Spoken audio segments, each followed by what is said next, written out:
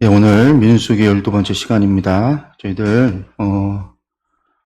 이제 민수기 12번째 시간, 고라 자손의 반역에 대한 부분, 광야 시대의 이야기 가운데 가장 중요한 부분이죠. 그것에 대해서 함께 나누려고 합니다. 전체복이 보시면은, 광야의 여정 가운데에서, 가데스까지의 여정, 가데스에서 생긴 일, 광야 사건, 그 다음에 모압까지의 여정이에요. 그 가운데 저희들 가데스까지의 여정 하면 초반에 있어진 일들이잖아요. 그리고 이제 광야 38년의 사건들 가운데 38년의 이야기라고 한다면 이 광야 사건밖에 없는데 이 광야 사건이라고 하는 것들이 중심 이야기는 오늘 우리가 다루게 되는 고라의 반역 사건밖에 없습니다. 이 고라 38년 가운데 고라 사건이 광야 사건의 중심이구나라고 하는 것을 우리가 기억을 하면 되겠죠. 그리고 이제 지난주부터 저희가 이 광야 사건 15장에부터 이야기를 봤는데 15장의 이야기는 사실상 가데스 바냐에서 이어지는 것, 우리가 그렇게 봤어요. 그러니까 15장의 이야기가 38년 가운데 후반부에 있었는지 전반부에 있었는지 우리가 알 수 없지만 민수기의 패턴이 죄를 짓고 다시 한번 율법을 가르치는 이러한 패턴으로 진행이 되는 것을 본다면 사실상 가데스 사건 이후에 이 거룩에 대한 규례를 다시 한번 이야기하고 있구나라고 우리가 생각해 볼 수 있다. 그렇지만 이제 물론 15장에서 나오는 그 말씀 때문에 후반부의 이야기인가 우리가 이제 그렇게 위치시키는 고는 있는데 어쨌든 이 15장의 이야기가 좀 독립된 이야기로 보고 우리가 이제 이 16장부터 시작해서 18장의 이야기는 18장, 19장까지 이어지는 이야기는 하나의 이야기, 연결되어진다라고 보시면 돼요. 그래서 고라다단의 사건이 아론의 쌍난 지팡이 이 이야기로 연결이 되고 그 다음에 제사장과 레위의 사명의 이야기로 연결이 되어지는 겁니다. 그러니까 이 이야기들을 이제 지난주에 제가 말씀을 드리면서 마무리할 때 이 이야기가 하나의 이런 교차대칭, 수사학적인 배열을 가지고 있다. 교차대칭 구조로 이루어져 있다라고 말씀을 드렸어요. 그래서 반란의 이야기가 16장 1절에서 35절까지가 반란과 죽음에 관한 이야기가 나오고 이 고라 자손의 죽음이죠. 그 다음에 이제 징계와 속죄에 대한 이야기, 백성들에 대한 징계, 노창노의 이야기, 연병으로 백성들이 죽는 거, 그 다음에 아론의 쌍난 지팡이 이야기가 17장 11절까지가 나오고 마지막 17장 마지막에 온 이스라엘의 탄성, 우리가 망하게 되었도다라고 하는 탄성이 나와요. 이게 하나의 터닝 포인트예요. 이 이야기 전반의 터닝 포인트예요. 우리가 망하게 되었도다, 우리가 죽게 되었도다 라고 하는 이 이야기가 죽음에 대한 공포가 온 백성들 가운데 사로잡혔을 때 그 터닝 포인트를 통해서 공포에 대한 그 죽음의 두려움에 휩싸인 이스라엘 백성들에게 이 죽음의 공포를 이겨낼 수 있는 것. 그들이 죽지 않으려면 어떻게 해야 되는가라고 하는 게 18장으로 이어지는 이야기인 거죠. 그래서 이스라엘 자손이 죽지 않으려면 18장의 이야기. 그 다음에 이제 이 모든 이야기의 중심이 고라 자손의 반역이었단 말이에요. 물론 엘리압, 르우벤 자손의 반역도 있었지만 고라 자손의 반론으로 시작이 된 거기 때문에 제사장과 레위인의 질서와 체계, 그리고 나서 온 이스라엘이 죄를 범한 거기 때문에 부정을 벗는 정결례에 대한 이야기까지 이어진다. 그러니까 이것이 16장부터 19장까지 이어지는 이 교차대칭 구조, 이게 이스라엘 히브리 문학 구조거든요. 키아즘이라고 하는 문학 구조로 되어져 있는 겁니다. 그러니까 이 광야 시대라고 한다면 이 이야기가 16장에서 19장의 이야기가 광야의 이야기를 대표하고 있는 거예요. 이 이야기가. 이거 하고 나면 38년이 끝나고 다시 가데스로 올라가는 그게 20장의 이야기거든요. 그래서 이제 사실은 이 이야기가 이야기 38년의 광야 생활의 끝자락에 있어졌는지 중간쯤에 있어졌는지 시작 가운데 있어졌는지 아무도 몰라요. 그걸 잘 모르는데 많은 사람들은 아까 15장의 이야기가 끝에쯤에 있어졌던 것으로 추정할 수 있는 요절이 나오기 때문에 이 이야기가 아마 38년 끝에쯤에 있어지는 것이 아닐까. 38년을 다 살아가면서 이 사람들이 도저히 못 살겠다. 뭐 그런 이제 불평, 광야 생활을 정리하게 되는 불평이 있었던 것은 아닐까. 우리가 이제 그렇게 생각해 볼 수 있는 부분입니다. 그래서 이제 우리가 오늘 16장부터 고라 반역 사건에 대한 부분을 좀 보려고 하는데요. 이 16장에 이 고라, 다단, 아비람의 반역이 나오는데 이 부분도 이제 세 부분으로 좀 나눠 본다면 먼저 고라 일당의 반역이 16장 1절에서 17절 그리고 고라 일당에 대한 심판의 이야기가 40절까지 백성들이 원망합니다. 그 원망에 대한 이야기가 하나님의 심판. 이게 뭐 간단하게 세 가지 정도로 이야기로 구분할 수 있습니다. 이때 고라, 다단, 아비람의 반역이 가지고 있는 좀 특징이 있어요. 왜 이 사람들이 반역을 일으켰을까? 이 고라라고 하는 사람이 어떤 사람이냐면요. 우리가 먼저 정리를 하고 좀 들어가면요. 이 사람은요, 모세의 사촌이에요. 고라와 모세의 관계를 본다면 사촌지간이에요, 사촌. 그러니까 모세의 사촌이라고 한다면 제사장 아론하고도 사촌이죠. 왜? 모세와 아론이 형제지간이니까. 둘이 형제니까 고라는 모세와 아론과 사촌지간에 이래요. 그러니까 고라의 아버지 이스라엘과 모세의 아버지 아므람이 형제입니다. 형제. 그러니까 이들은 모두 레위의 세 아들 가운데 고핫의 아들들입니다. 그러니까 이제 이 사촌지간에 권력 쟁탈이 일어났다라고 보시면 되겠어요.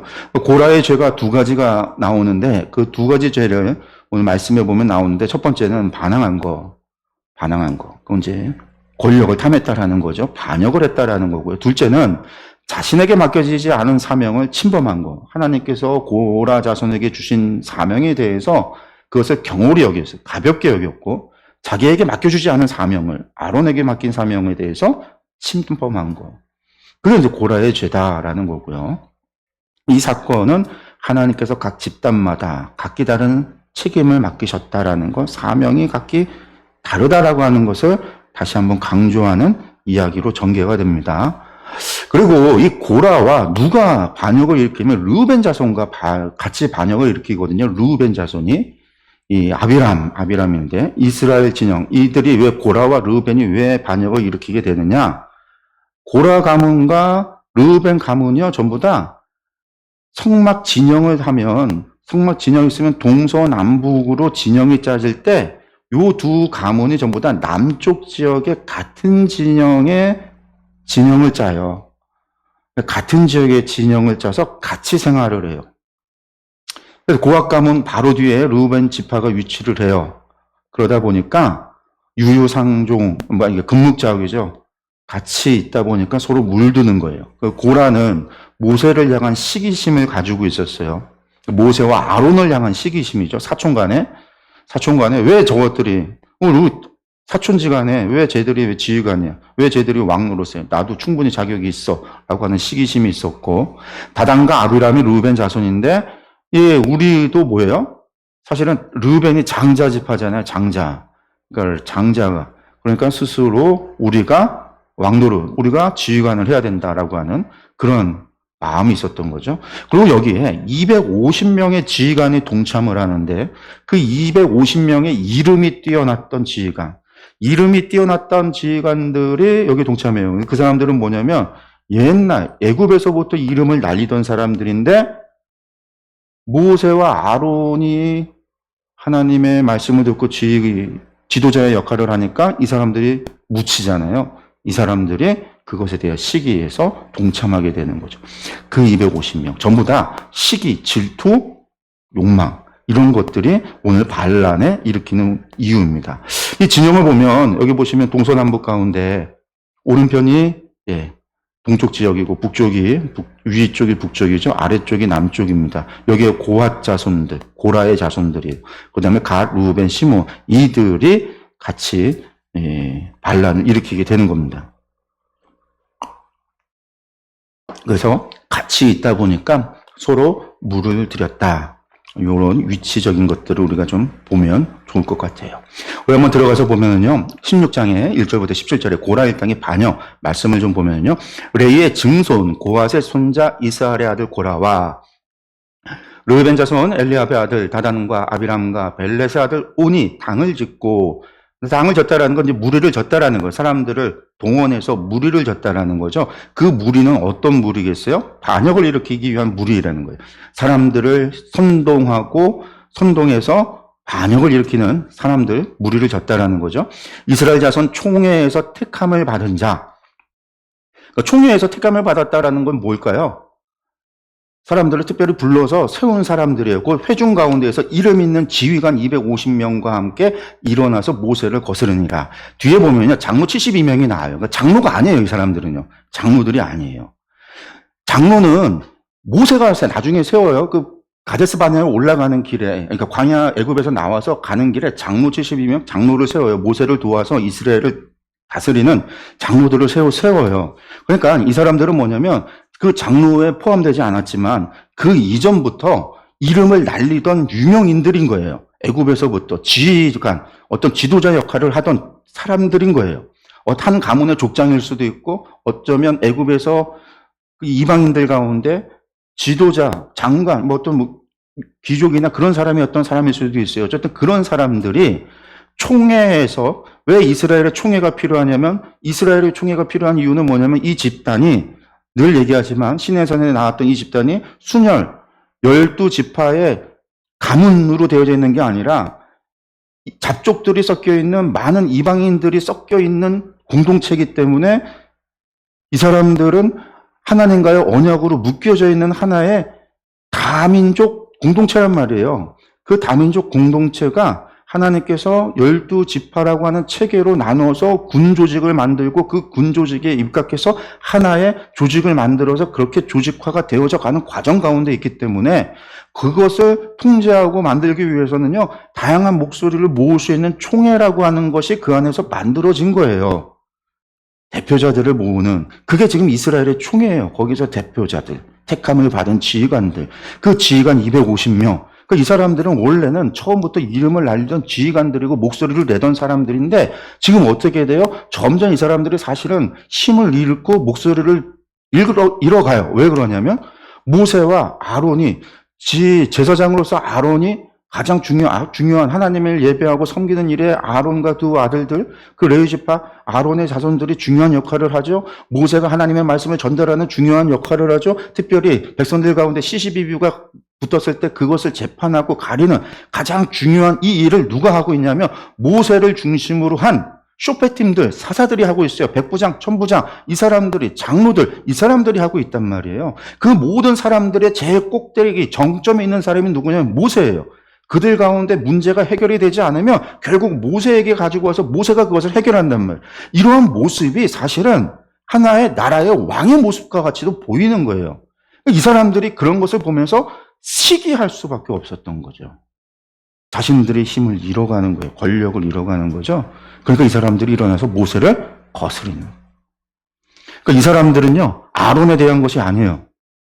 왜? 종교적인 것이 아니에요, 이 사람들은. 그래서 모세를 거스리는 거예요. 그들이 모여서 모세와 아론을 거슬러 그들에게 이르되, 그래서 너희가 분수에 지나도다. 회중이 다 각각 거룩하고 여호와께서 그들 중에 계시거늘 너희가 어찌하여 여호와의 총회 위에 스스로 높이느냐. 이게 뭐예요?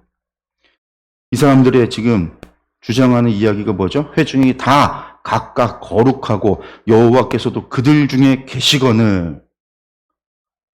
왜? 원어를 직역하면요. 왜냐하면 이 사람들이 거슬리는, 이 사람들이 반역하는 이유가 뭐냐? 왜냐하면 모든 회중이, 즉 그들 각자가 거룩해서 하나님께서, 여호와께서 그들 가운데 계시기 때문에 우리가 반역한다, 너희를 거슬린다, 그 얘기거든요. 근데 이걸 알아야죠. 그들이 각자가 거룩한 거예요. 그들이 거룩해서 하나님께서 함께 가시는 게 아니죠. 하나님께서 그들을 거룩하게 해주시는 거죠. 우리가 거룩하기 때문에 하나님이 우리 가운데 오신 게 아니잖아요. 우리는 죄인인데 하나님께서 우리를 거룩하게 해주시는 거지. 우리가 착각하면 안 돼요. 우리가 착각하면 안 되죠. 성령님이 우리 가운데 계시다라고 이야기할 때, 우리 안에 계셔서 우리를 성령의 전으로 삼아주셨다라고 할 때, 성령님께서 우리 가운데 계시는 이유는 우리가 거룩하기 때문에 계시는 게 아니라, 우리가 죄인인데, 예수님이 그리스도의 십자가의 보혈로 하나님의 그 사랑과 은혜로 값없이 우리를 죄사하여 주시고, 우리에게 찾아오신 거예요. 우리가 거룩하기 때문이 아니라, 오셔서 우리를 성령의 전으로 삼아주신 하나님의 은혜, 전적인 100%의 하나님의 은혜인 거지, 우리에게 어떤 공로가 있어서 그런 게 아니라,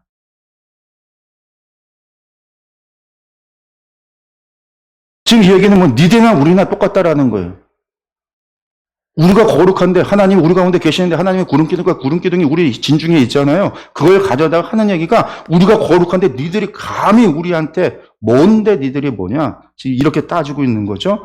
그러니까 모세가 듣고 엎드립니다. 하나님 앞에 엎드리는 거죠. 그러면서 고라가 그의 모든 무리에게 말하여 이르되 뭐라고 얘기하냐면 아침에 여호와께서 자기에게 속한 자가 누구인지 거룩한 자가 누구인지 보이시고 그 사람을 자기에게 가까이 나오게 하시되 곧 그가 택하신 자를 자기에게 가까이 나오게 하시리니. 오늘 말고 내일이라는 거예요. 지금 이 앞에 누가 있어요? 고라와 나답 함께한 다단과 온과 그 무리와 또 250명의 무리와 그 무리들에게 얘기하는 거예요. 내일 아침에 니들이 말대로 여호와께 속한 자가 누구인지를 하나님께서 가릴 거고 너희가 거룩하다 했으니 거룩한 자가 누구인지 하나님께서 가릴 거다. 나오게 하실 거다. 그러면서 뭐라고 얘기해요? 이렇게 하라. 너 고라와 내 모든 무리는 향로를 가지고 나와라.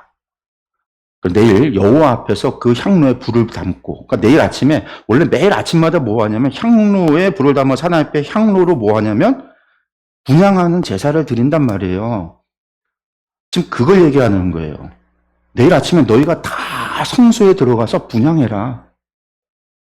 고라 250명 각자 향로 가지고 들어가서 250명이 하나님 앞에 분향해라. 그때 하나님께서 택하리라. 그 위에 향을 두라. 그때 여호와께서 택하신 자는 거룩하게 되리라. 근데 이 이야기가 뭐냐면요. 이거 무엇을 전제로 하고 있는 이야기냐면요. 나답과 아비후의 사건을 전제로 하고 있는 거예요. 아론의 두 아들 나답과 아비후의 사건이 뭐였어요? 하나님께서 명하지 않은 불을 가지고 들어가서 분향했다가 죽었잖아요. 이 이야기는 뭐냐면 니는 들어갔다가 하나님 때까지 아니라 죽는 거예요. 이거는. 목숨을 걸고 들어가야 되는 거예요. 모세의 얘기는 지은 거예요. 하나님께서 택하시리라. 향로 가지고 들어가라. 근데 성소에 향로가 뭐냐면 향로가 뭐예요? 마흐타. 이게 뭐냐면 그 불똥그릇이란 말이에요. 하나님께 그 성막에서 그 분향할 때 사용하는 그 불똥 숯 담는 그 향로인데 성막에 비치된 향로가 250개나 있어요. 없단 말이에요. 그게 뭐냐면 가서 향로 니들이 만들어서 밤새 만들어야 돼요. 밤새 만들어서 갖고 와서 준비해서 갖고 와서 담아서 내일 하라. 그 이야기예요. 그러니까 내일 아침에 밤새도록 준비해서 갖고 와라. 지금 그 얘기를 요구한 거예요. 그래서 하나님께서 함께하지 않은 자는 반드시 자기 향을 마음대로 들이다가 나답과 아비후가 죽은 것처럼 죽게 되리라. 무서운 얘기를 하고 있는 거죠. 모세가 이야기를 했어요. 모세가 또 고라에게 이르되 너희 레위 자손들아 들으라 하면서 이스라엘 하나님이 이스라엘 회중에서 너희를 구별해서 자기에게 가까이 하게 하사 레위인들을 구별했잖아요. 아론의 그 금송아지 사건 이후에 레위인들을 장자를 대신해서 레위인을 취했단 말이에요. 원래 장자 르우벤 지파를 취해야 되는데 르우벤이 아니라 레위인만을 취했단 말이에요. 구별해서 자기를 가까이 하게 해서 여호와의 성막에서 봉사하게 하면서 회중 앞에 서서 그들을 대신하여 하나님을 섬기게 한 것, 그 일이 너에게 작은 일이냐? 묻는 거죠. 지금 고라들은 그 일을 작은 일, 경홀히 여겼단 말이에요. 없이 여겼단 말이에요. 아론의 일을 큰 일로 먹이고 우리의 일을 가치 없는 일, 우리도 충분히 저런 일을 할 수 있다라고 여겼단 말이에요. 너희가 작은 일이냐? 그러면 우리 수준에 맞지 않는 일이야. 그럼 그 일을 주신 하나님이 잘못했다라는 얘기잖아요. 하나님을 향한 모욕이란 말이에요. 이거는 책망하고 이제 작은 일이겠느냐. 하나님이 너와 내 모든 형제 레위 자손으로 너와 함께 가까이 오게 하셨거늘 너희가 오히려 제사장의 직분을 구하느냐. 이를 위하여 너와 너의 무리가 다 모여서 여호와를 거스르는도다. 아론이 어떠한 사람이기에 너희가 그를 원망하느냐. 이 뒤에 얘기가 아론이 어떠한 사람이기에 아론이 위대한 사람이기에 너희가 왜 아론을 갖다가 원망하느냐. 그 얘기가 아니에요. 아론이 어떠한 사람이에요? 아론이 어떤 사람이에요? 아론은 죄가 있는 사람이에요. 금송아지 사건에서 죄가 있었던 사람이에요. 이제 그 얘기를 하고 있는 게 아니에요.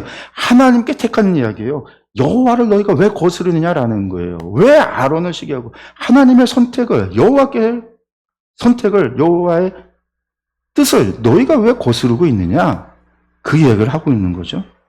그러면서 모세가 그들을 책망해요.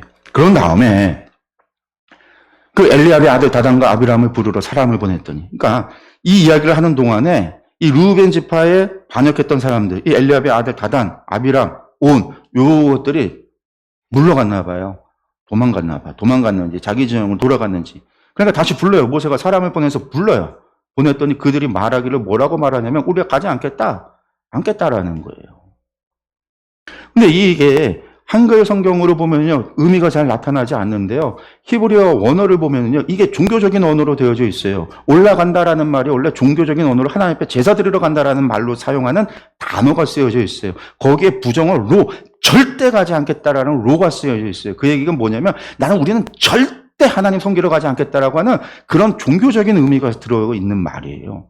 훨씬 더 하나님을 향한 반역의 의미가 담겨 있는 거죠. 그러면서 하는 얘기가 뭐예요? 내가 우리를 적과 꿀이 흐르는 땅에서 이끌어내어 광야에서 죽이려 하면 어찌 작은 일이기에 오히려 스스로 우리 위에 왕이 되려 하느냐. 이게 뭔 소리예요?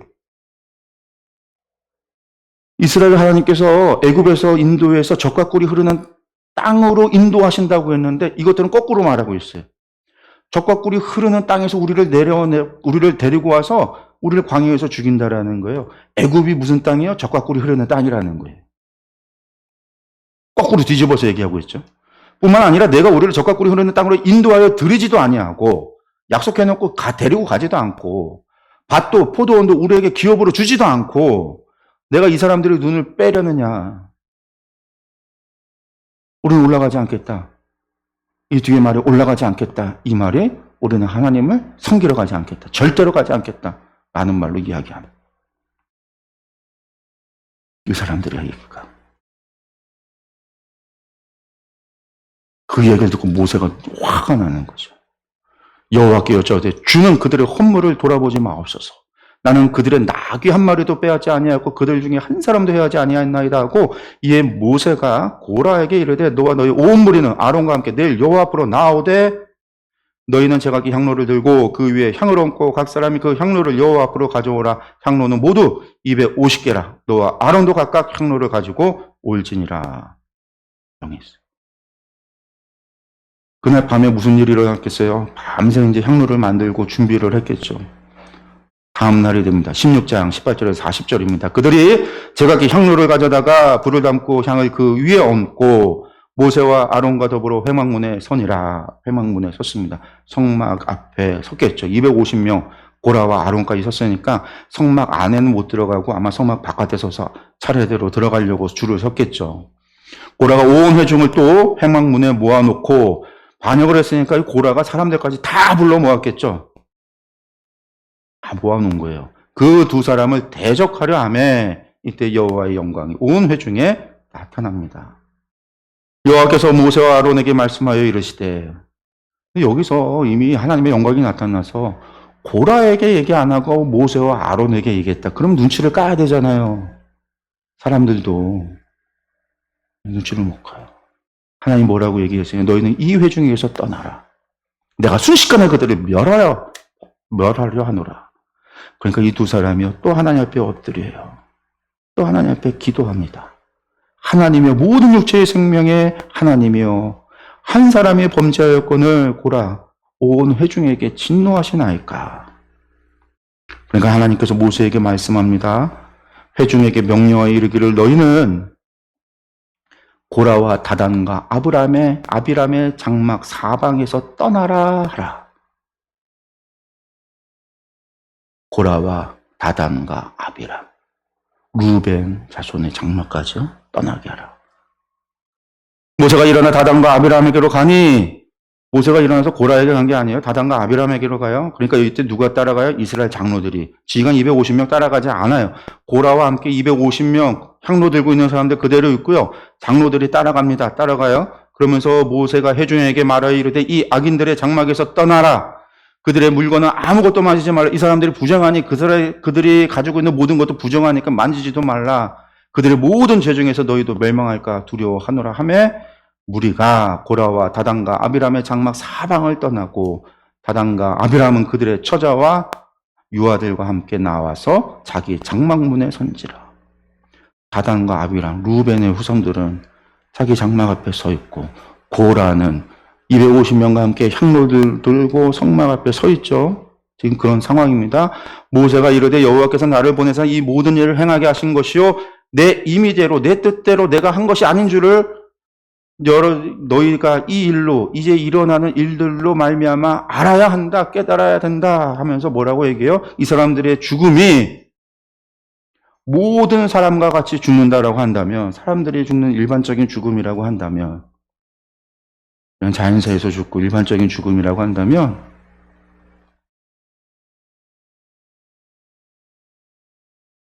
그들이 당하는 벌이 모든 사람이 당하는 벌과 같고 여호와께서 나를 보내심이 아니다. 그러나 여호와께서 새 일을, 지금까지 없었던 새로운 일을 해서, 그게 뭐예요? 땅이 입을 열어서 이 사람들을 다 삼켜서 스올에 빠지게 하며, 이게 뭐냐면 당시 사람들은 땅 아래 스올이 있다라고 믿었으니까요. 그것으로 삼키게 하면 이것은 하나님께서 하신 거다. 그리고 이것은 하나님께서 왜 일을 하셨냐? 이들이 하나님을 멸시했기 때문에, 하나님의 선택을, 하나님의 결정을, 하나님의 뜻을 어긴 거고 무시한 거고 반역한 거니까 이게 멸시한 것인 줄 너희가 알아야 된다. 모세의 얘기예요. 그리고 그가 말을 마치자마자 그들이 섰던 땅이 갈라져요. 그 입을 열어 그들과 그들의 집과 고라에게 속한 모든 사람과 그들의 재물을 삼킴에 그들과 그의 모든 재물이 산채로 수월에 빠지며 땅이 그 위에 덮이니 그들이 회중 가운데서 망하니라. 고라와 다단과 아비람 온 이들의 집이 몽땅 망한 거죠. 그러니까 그 뒤에 온 이스라엘이 그들의 부르짖음을 듣고 도망하여 이르되 땅이 우리도 삼킬까 두렵다. 그 죽음을 봤으니 얼마나 두려워요. 그래서 도망을 가요. 도망갈 뿐만 아니라 그때 무슨 일이 일어나요? 나답과 아비후의 죽음과 같이 똑같이 여호와의 불이 나와서 분향하는 250명 그들을 불살랐어요. 하나님께서 그들을 나답과 아비후를 죽인 것 같이 똑같이 그들을 불태워 죽였다라는. 그러고 나서 여호와께서 모세에게 말씀합니다. 너는 제사장 아론의 아들 엘리야사에게 명해서 붙는 불 가운데에서 뭐를? 향로를, 그 250개 향로를 가져다가 그 불은 다른 곳에 쏟아버리고 향로를 취해라. 그 향로는 거룩하다. 왜?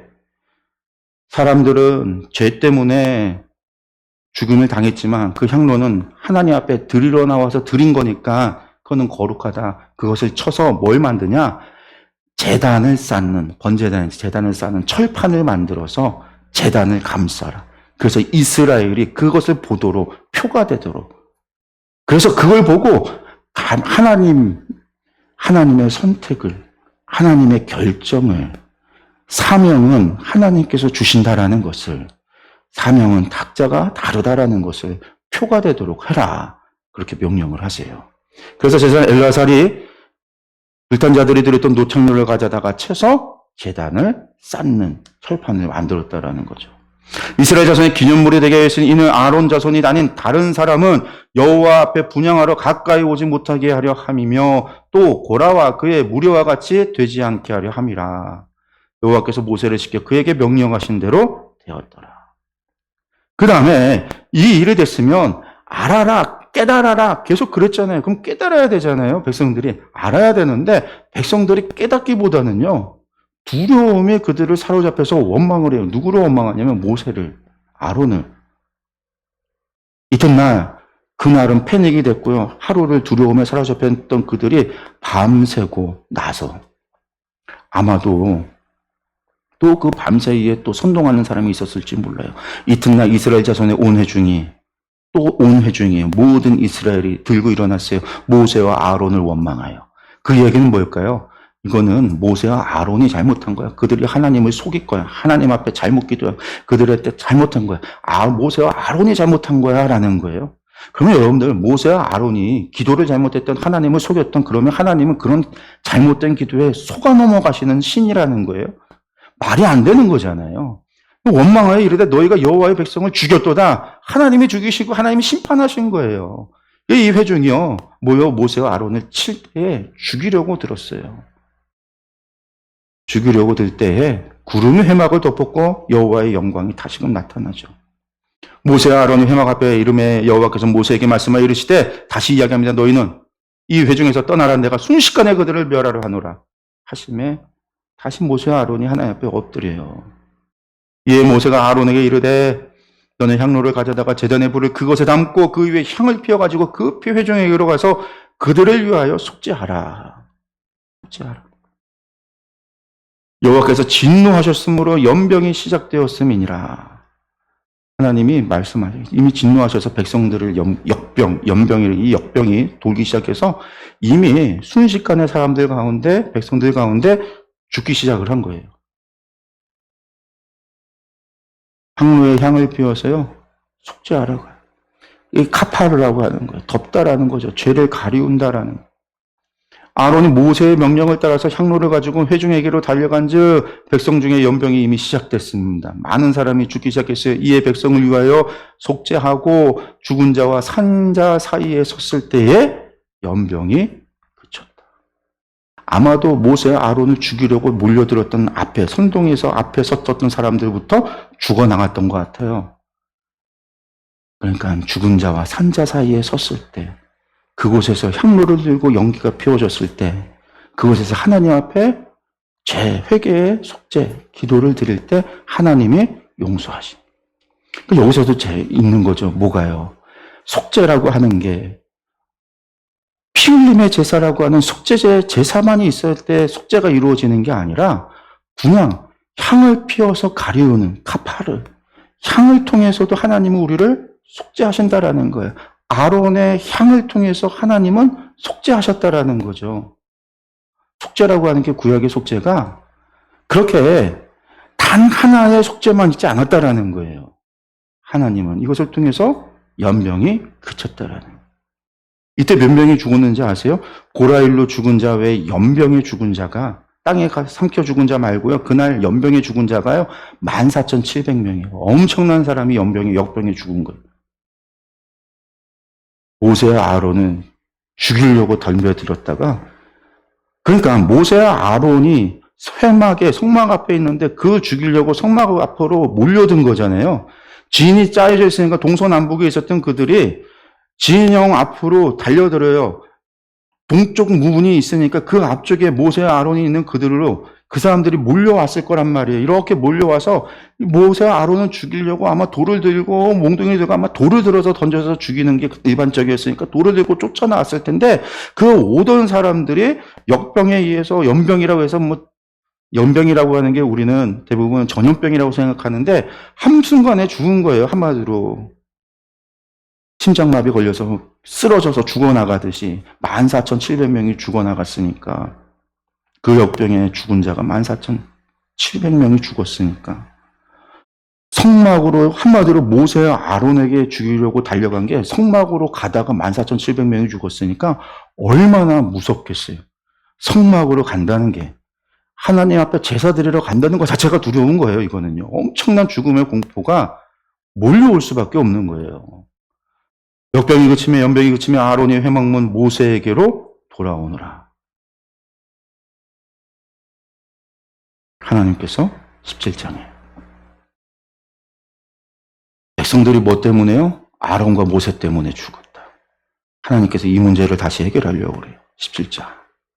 여호와께서 모세에게 말씀하여 이르시되 너는 이스라엘 자손에게 말하여 그들 중에서 각 조상의 가문을 따라 지팡이 하나씩을 취하되 꼭 그들의 조상의 가문대로 그 모든 지휘관에게서 지팡이 12를 취하고 그 사람의 이름을 지팡이에 쓰되 레위 지팡이에는 아론의 이름을 써라.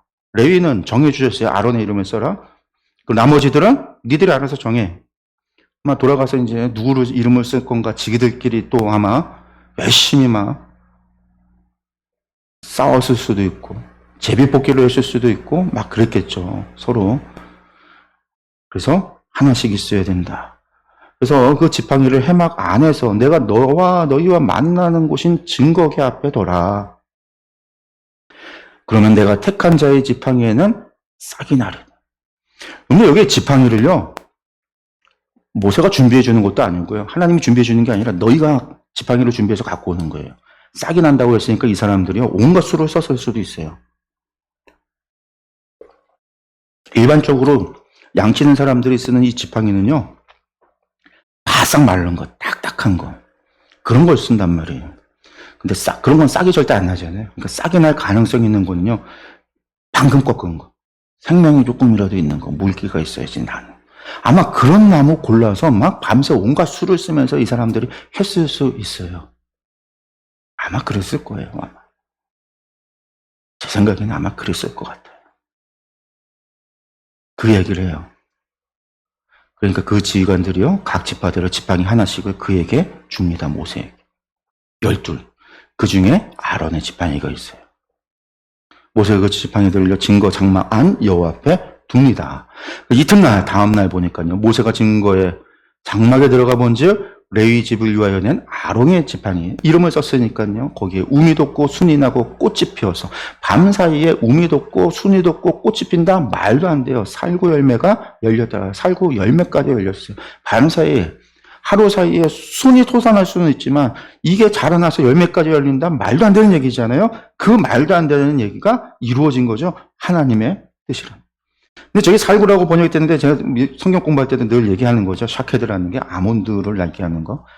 이게 이제 샤케드라고 하는 게 중국어 성경 번역할 때 행인이라고 번역을 했는데, 행인이라는 게 우리나라에는 살구라고 돼 있어요. 중국어 행인은 아몬드를 행인이라고 하는데 살구, 행인 같이 써요. 우리나라에서는 아몬드가 없으니까 행인을 살구라고 하거든요. 그래서 살구로 번역했는데 이스라엘은 살구가 없습니다. 아몬드예요. 아몬드나무. 그 아몬드 열매가 열린 거예요. 모세가 그 지팡이 전부를 여호와 앞에서 이스라엘 모든 자손에게 다 갖고 오죠. 왜? 속였다고 할 수 있으니까요. 지팡이 다 봤을 거 아니에요. 어떤 모양인지 어떤 건지 다. 그래서 모든 사람들한테 보여주고 자기 지팡이 찾아가라고 각기 지팡이를 들었어요. 여호와께서도 모세에게 이르시되 아론의 지팡이는 그 지팡이를 어떻게 해요? 증거기 앞으로 도로 가져가라. 거기 간직하여 반역한 자에 대한 표징이 되게 하라. 하나님께서 뭐 한 거예요? 아론을 택하신 거에 대한 표징으로 삼아라. 그들로 내게 대한 원망을 그치고 죽지 않게 할지니라. 원망을 그치게. 모세하고 그같이 하되 여호와께서 자기에게 명령하신 대로 하였더라. 그래서 증거기 앞에 뭘 둔다고요? 아론의 쌍난 지팡이를. 사람들이 증거기 안에 뒀다라고 하는데 증거기 안에는 두 돌판이 있는 거고요. 증거기 앞에 쌍난 지팡이를 뒀다라는 거죠. 모세가 곧 그같이 하되 여호와께서 자기에게 명령하신 대로 하였더라. 그러고 나니까요, 무슨 일이 일어나냐? 백성들이, 이스라엘 자손이 모세에게 말하여 이르되 이제서야 하는 거예요. 보소서 우리는 죽게 되었나이다. 망하게 되었나이다. 다 망하게 되었나이다. 가까이 나아가는 자 곧 여호와의 성막에 가까이 나아가는 자마다 다 죽사오니 우리가 다 망하여야 하리이까. 이제서야 자신들의 죄를 안 거예요. 이제서야 자신들의 죄를 안 거예요. 그리고 성막에 나가다 18,400명이 죽었어요. 우리 다 죽어야 됩니까? 성막에 나아가다가, 하나님 앞에 나아가다가 성막에 가다 죽는단 말이에요. 신을 섬겨야 되는데, 신을 섬겨야 신이 우리를 도와주고 우리와 함께하고 우리에게 복을 줄 텐데 그게 그들의 믿음이란 말이에요. 근데 신 앞에 나아가다 죽게 생겼단 말이에요. 얼마나 두려워요. 신 앞에 나아가다 죽게 생겼으니. 신 앞에 나아가면 죽는데. 우리가 반역한 것 때문에, 우리가 잘못 생각한 것 때문에, 우리의 죄 때문에. 우리 이제 어떻게 해야 돼? 그럼 우린 망해야 되는가? 이게 이제 그들의 한탄인 거죠. 그래서 이제 말씀드렸다시피 이게 온 이스라엘의 탄성. 우리가 망하게 되었다. 이게 터닝 포인트. 그러면 이제 18장에서 이스라엘 자손이 이제 죽지 않으려면 어떻게 해야 되는가? 하나님께 나아간다라고 하는 게 무엇이고 하나님을 섬긴다라고 하는 거, 그걸 위해서 필요한 사명은 무엇인가? 그걸 위해서 하나님께서 누구를 세운 거예요? 제사장을 세운 거고 레위인을 세운 거잖아요. 이스라엘 사람들이 전체가 하나님을 섬기는 게 아니라 이스라엘 백성은 사실은 하나님을 섬기도록 애굽에서 불러내셨어요. 그래서 바로에게 이야기할 때도 이 백성이 광야에서 나를 섬기리라, 이 백성을 나를 섬기는 백성으로 삼으리라, 섬긴다라고 했지만 이 백성이 다 섬기는 게 아니에요. 특별히 레위인을 세워서 하나님을 섬기도록, 레위인을 구별하여 그들이 하나님을 섬기도록, 그들을 대신해서 섬기도록 그 레위인들 가운데서도 사명이 주어져서 제사장들은 하나님을 제사하는 일을 감당하고 다른 레위인들은 성막의 기구들을 관리하는 일들을 하도록, 제사를 돕는 서포트하는 일들을 하도록 하나님께서 구별해서 사명을 주셨단 말이에요. 그러면 백성들은 자신들이 하나님을 섬기도록 명령하는 말씀에 따라서, 율례와 법도를 따라서 그들이 하나님의 제사하는 때에 따라서 제사를 드리며, 제사장들이 돕고 레위인들이 도와서 그들의 예배를, 그들의 제사를 하나님 앞에 올려드릴 수 있도록 그들이 가르쳐주고 도와주고, 그래서 그들의 제사를 온전히 드릴 수 있도록 한단 말이에요. 그것에 대해서 다시금 가르치는 거죠. 왜? 우리가 다 망해가겠다고 지금 난리가 났으니까. 그 어마어마한 사람들이 죽어가는 걸 봤으니까. 그 반역 사건에 자신들이 다 동참했다라고 하는 것을 깨달았으니까.